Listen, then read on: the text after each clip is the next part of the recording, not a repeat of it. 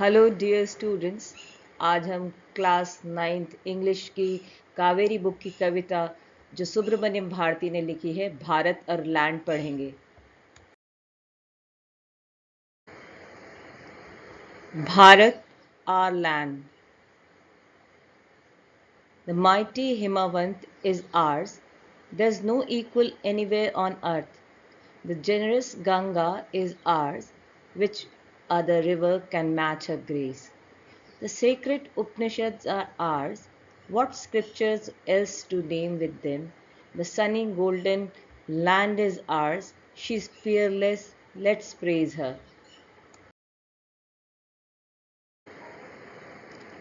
Gallant warriors have lived here. Many a sage has sanctified this land. The divinest music has been heard here, and here all auspicious things are found. Here Brahma knowledge has taken root, and Buddha preached his Dhamma here. Of hoary antiquity is Bharat. She is peerless. Let's praise her.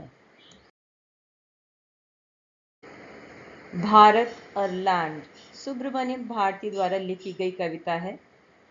First stanza में poet का कहना है कि शक्तिशाली हिमावंत या mighty Himalayas एक symbol है strength और परमानेंस का, और इस हिमालय पर्वत का कंपैरिजन वर्ल्ड के किसी और माउंटेन पीक से नहीं किया जा सकता।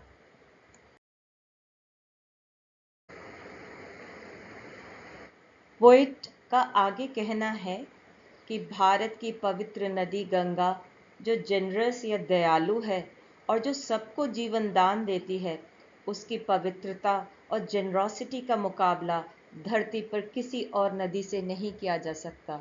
वो अनमैच्ड है। वही भारत के उपनिषद एक सिंबॉलिक रिप्रेजेंटेशन है स्पिरिचुअल और फिलोसफिकल लेगेसी के, जिसके ज्ञान और डिवाइन विजडम की तुलना किसी और स्क्रिप्चर से कभी नहीं की जा सकती। और इसलिए कवि कहते हैं कि भारत वो भूमि है जिसकी समृद्धि और गौरव या रिचनेस और ग्लोरी का कंपैरिजन करना असंभव है। ये भारत की धरती वो धरती है जिसे सनी गोल्डन लैंड भी कहते हैं। तो आओ हम सभी भारत की इस धरती की प्रशंसा करें, क्योंकि इस जैसी सुंदर धरती विश्व में कहीं नहीं है।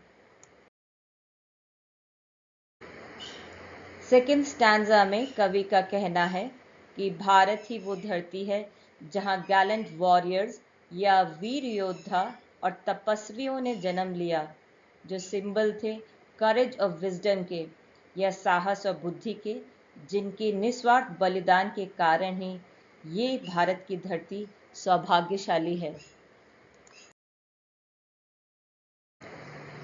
इसी भारत की धरती पर भारतीय संगीत की मधुर ध्वनि की गूंज सुनाई देती है, जो न केवल हमारे दिल को बल्कि आत्मा को भी सुकून प्रदान करती है। और इसी भारत की धरती पर न जाने कितनी और अनगिनत अमूल्य पवित्र वस्तुएं भी पाई जाती हैं।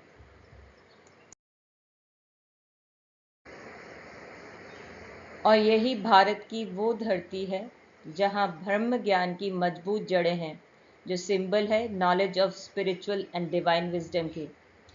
और यही वो पवित्र जगह है जहाँ गौतम बुद्ध ने धम्म या धर्म का ज्ञान दिया था और सारे विश्व को इनलाइटन किया था। और अंत में कवि सुब्रमण्यम भारती फिर से कहते हैं कि हमें भारत की धरती की प्रशंसा करनी चाहिए, क्योंकि इसकी होरी एंटिक्विटी या इसकी rich ancient past history, culture और सिविलाइजेशन की तुलना वर्ल्ड के किसी और सिविलाइजेशन के साथ नहीं की जा सकती है। Now let's see which are the poetic devices used in the poem. The first literary device used in the poem is personification. Examples are mighty Himavan, generous Ganga. Second literary device used in the poem is metaphor. Example is sunny golden land. Third literary device used in the poem is repetition, and the example is she is peerless. Let's praise her. Fourth literary device used in the poem is hyperbole, and the example is there's no equal anywhere on earth. Now I give you one question. Can you find refrain literary device in the poem?